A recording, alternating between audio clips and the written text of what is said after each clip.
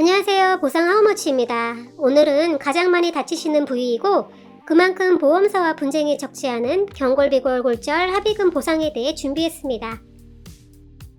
정말 많이 다치는 부위라고 말씀드렸는데 보험사고와 관련하여 우리의 다리는 부상에 그만큼 쉽게 노출되는 곳이기도 합니다. 넘어지거나 떨어지는 사고는 물론 자동차 범퍼에 부딪히거나 오토바이 사고로 다리가 골절되는 사례가 빈번하기 때문입니다. 한쪽 다리는 골반부터 대퇴골, 슬개골로 내려와 발목을 구성하는 경골, 비골이라는 뼈로 구성되어 있습니다.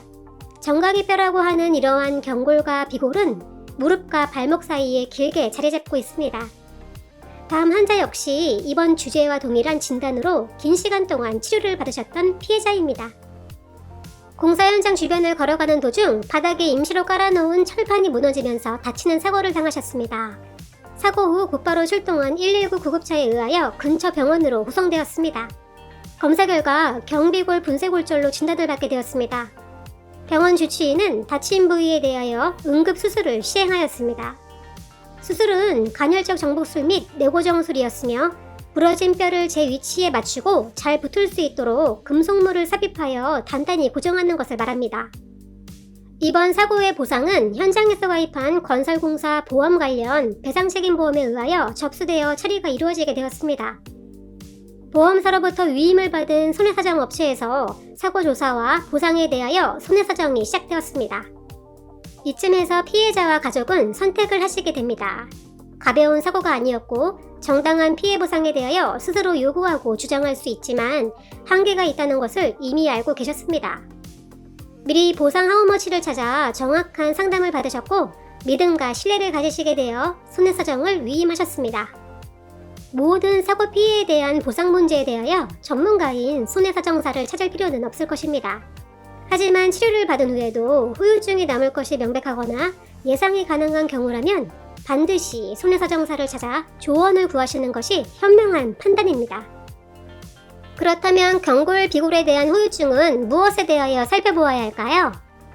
주로 다음 몇 가지에 대해서 확인해야 할 것입니다. 1. 발목 관절을 제대로 움직이지 못하는 관절의 강직. 2. 뼈가 붙는 것이 오래 걸리는 지연유압이나 불유압. 3. 비골 신경의 손상이 동반되어 족화수가 발생되었거나 발목 관절과 발가락 마비. 특히 1번의 발목 관절에 나타나는 운동장애는 대표적이고 가장 많이 발생되는 후유증이기도 합니다. 문제는 환자가 후유장애에 대해서 주장을 한다고 하여도 보험사에서 이를 보상해주지 않는다는 것입니다. 왜냐하면 후유장애로 인한 보상은 피해자가 직접 입증해야 하며 객관적인 자료를 통하여 증빙까지 하여야 합니다. 특히 이러한 상황에서 후유장애 진단서는 필수이겠습니다. 이를 통하여 사고 후 후유증으로 인한 위자료와 상실된 수익의 감소액, 그리고 향후 치료비까지 포함한 손해액을 산정할 수 있기 때문입니다. 사례자 역시 독립손해사정사와 대립된 보험사의 면밀하고 치밀한 손해사정 과정을 거치게 되었고 적정하고 타당한 후유장애를 인정받아 이번 사고로 인하여 발생된 피해보상에 해당하는 보험금이 지급되었습니다.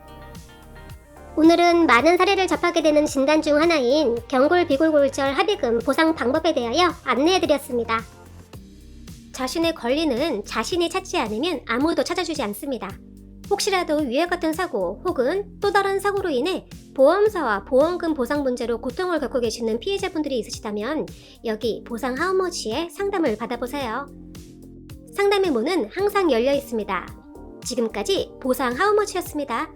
I will be back.